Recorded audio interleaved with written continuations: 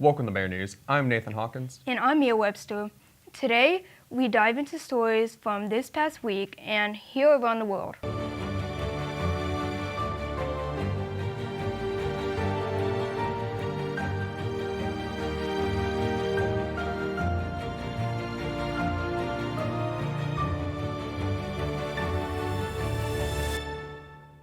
Governor Kevin Stitt has deployed state resources to fight fast-moving wildfires in western Oklahoma as evacuations were ordered near Woodward. Officials say the largest fire is burning southwest of Woodward, where Highway Patrol troopers are helping residents leave safely. Wildfires have burned more than 155,000 acres on Tuesday, injured 4 firefighters. Authorities report several structures have been damaged while damage assessments continue. Fire danger is expected to shift towards central Oklahoma on Wednesday, including Oklahoma City metro area. The most critical time frame is expected between noon and 6 p.m. when dry and windy conditions could spread flames quickly. A red flag warning is in effect for western and central Oklahoma, with a fire watch issued for Thursday across most of the state. The governor says an emergency declaration may allow Oklahoma to request additional support from other states if needed. Officials urge residents to remain alert, follow evacuation orders, and avoid activities that could start a fire.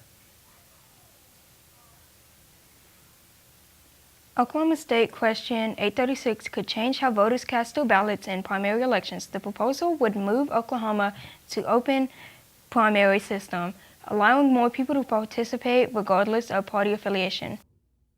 Right now, states across the country use different primary voting systems. 21 states use an open primary system, where voters can choose which party's ballot they want on Election Day. 18 states use a closed primary, where voters must be registered with a party to participate. 11 states use a modified system. Oklahoma currently operates under that modified system. This means each political party decides who can vote in its primary. During the 2024-2025 election cycle, some races offered limited choices for voters. In 2024, only 6 of the 77 county sheriff positions were contested by both major parties. That left 71 counties where many voters did not have a choice in who could become the sheriff. Democratic Party opened its primary to independent voters, while other parties kept their primaries closed. State Question 836 would create an open primary ballot for Oklahoma for all candidates. If you poll Oklahomans, they talk about the economy and education and public safety and health care. That's what the candidates should be talking about. That's what the candidates would be talking about if State Question 836. Supporters say the change could give independent voters more access and increase participation across the state, while opponents say political parties should keep control over their own nominations.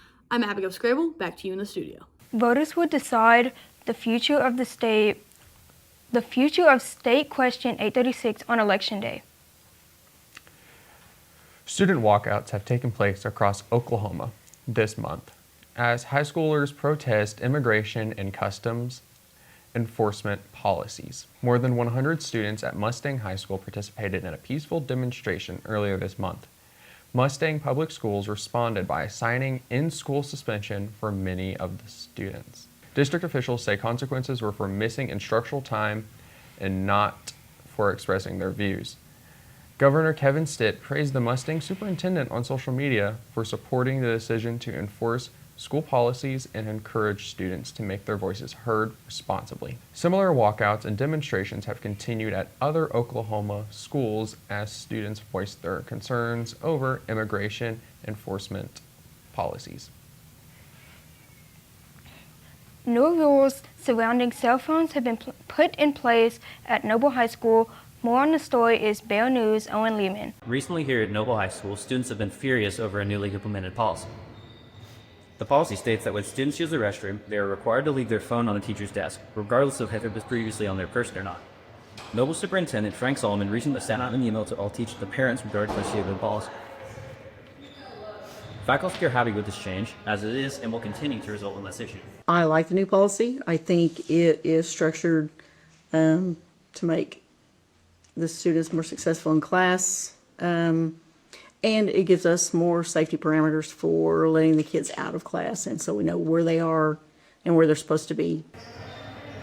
On the irreconcilable side of the situation, however, the students are not happy about this change of policy. Some calling it unnecessary, while others deem it controlling.